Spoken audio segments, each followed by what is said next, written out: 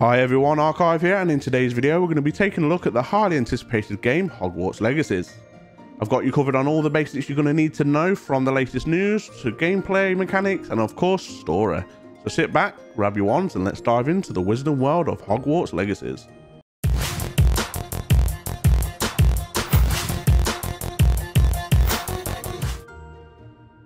Hogwarts is right around the corner now and is set to release on the 10th of February on PC, PS5 and Xbox Series X and S, with a second release for the older generations coming April the 4th.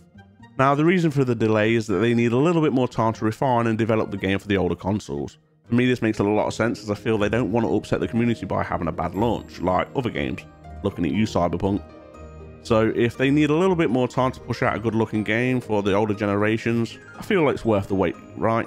Now, I'm a little bit biased in all this because I'm going to be lucky enough to play it on the 10th of Feb. So, if you're not too happy about the wait, let me know in the comments down below. Let's move on to the story, and I'll try and keep this as spoiler free as possible. Hogwarts Legacy is set in the 1800s, and because of this, it is a brand new world to what we are used to.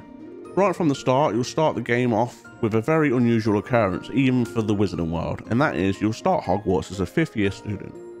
While studying at Hogwarts, you will discover that you are no ordinary student though, and that you will soon realise that you possess a power known as ancient magic.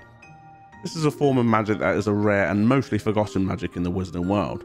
And from what I can gather, this is one of the reasons, if not the reason, why we hold the key to an ancient secret that threatens to tear the wizarding world apart. A little bit scary, right? Although the devs have kept the story for the most part a secret, there are a few little things that have been shared. The main protagonist seems to be a goblin called Ranrock, who is starting a rebellion against the wizards, due to them feeling discriminated and subjected against. With help from dark wizards, they seem hell-bent on fighting and causing trouble around the world. Again, there's a lot more that could be said in this particular instance, but not a lot has been shared with us, and I don't want to speculate too much, as the game is only right around the corner, so obviously we'll be able to find out for sure then.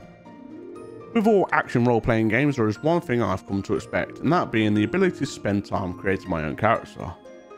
When starting your journey creating your very own witch or wizard, you will firstly get to choose from several presets.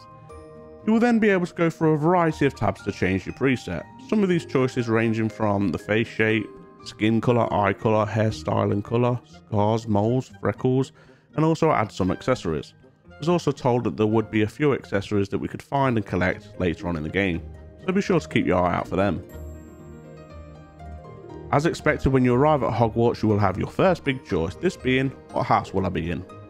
Are you wise and intelligent with a thirst for knowledge? Then maybe Ravenclaw's your pick.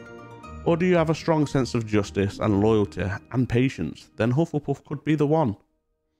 Or maybe you are brave and possess a lot of courage, but sometimes a little reckless, then you might want to consider Gryffindor. Or are you ambitious, cunning and determined? Then Slytherin could be the one you're looking for. Now whatever house you decide, it's not really known what impact this decision will actually have on you. Besides cosmetic looks, my thoughts is that you might get a slight stat boost depending on what house you choose. But that is pure speculation on my part. Hope you're enjoying the video so far guys, I really appreciate you taking the time out of your busy schedules to watch. If you'd just do me a favour by hitting that like button and consider subscribing, it really does help a small channel like mine to grow. Now with that shameless self-promotion out of the way, let's continue on with the video. Now what is a school year at Hogwarts without meeting new people and making some friends? This has been confirmed by the team to be a core feature of the game, allowing us to talk to different students and teachers who will then give us optional side quests that will take us across a variety of areas that we may have just run past or not even realised were there in the first place. On completion of the quest, we'll be provided with XP to help us level up, and of course unique rewards like cosmetics, items or even spells. Some of these friends include Natsai One, I think I've said that right, a brave and justice-seeking Gryffindor, Poppy Sweeting, a kind and beast-loving Hufflepuff, or even Sebastian Sallow, a charismatic Slytherin. Another big part of Hogwarts School of Witchcraft and Wizardry is the school part, meaning going to classes. The first thing to note is that you won't require to attend class every day, instead you can look at these more as side quests. But just keep in mind that when you reach a certain part of the story, then classes will no longer be available to you. Also, another thing to note is that there are some classes that you must take as they will fit into the main story and help you progress. Now let's take a look at the Room of Requirements and what role this will play in Hogwarts Legacy. The best way to look at this is as a hub for all your character's needs. You'll come here to upgrade your gear, brew your potions, and most importantly take care of your beloved magical beasts. Now I know there's a lot to unravel here, let's take a look at it one bit at a time. Now first off, the room appears to let you decorate it in a style of your choosing by letting you conjure different cosmetic items and place them around, making it more unique to your personal style. You can get these items by either buying them at Hogsmeade or by completing side quests. Secondly, when it comes to obtaining gear, before you are able to see what stats that particular item has, you first need to take it to the identification station. After interacting with that station, you will then be able to see what stats and the item's level.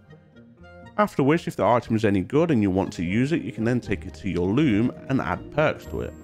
But my favourite thing about the place is the beast care. After adventuring around, you'll encounter poachers that are up to no good. After defeating them, you will be able to rescue a magical beast and then take them to a safe place, where you'll take care of them by feeding them, playing with them, and then finally that beast will start to trust you enough to provide you with resources for crafting. Now let's move on to combat, starting off with your bread and butter spell known as Basic Shot. This is your main form of attack and it will be likely the spell that you cast whilst waiting for other spells to come off cooldown. If we take a look at the bottom right corner, you'll see a spell diamond. Here you can hold up to 4 spells at a time. I know, I hear you, only 4 spells, lame. Well, don't worry. They've been told that there will be 4 of these diamonds that we can cycle through, so in theory we'll have 16 spells ready to cast at any given time. Taking a closer look at the spell diamond, you can notice that each spell has a specific colour attached to it, and there's a very good reason for this. If we look at some gameplay footage, you will notice that the opponent has a purple Protego shield around them, and the only way we are able to defeat them / damage them in any way is to break the shield. You can achieve this by using the purple coloured spell. Another big part of combat will be the way you defend yourself. You can do this by deflecting incoming spells by pressing a particular button at the right time. You'll be able to know when an incoming attack is about to hit you, as a Doctor Strange looking spell mark will appear above your head. Now there's a bit more skill attached to this, because if you're able to time the reaction right, and instead of just tapping the button you press and hold the button, you'll be able to send the spell back, stunning your opponent. And that's it for this video. I hope you enjoyed learning about the exciting world of Hogwarts Legacy. Don't forget to check out some of my other videos, and be sure to leave a like and share this video with your fellow Hogwarts fans. And as always, the comment section is open for discussion. Happy adventuring, and I'll see you in the next one. Bye!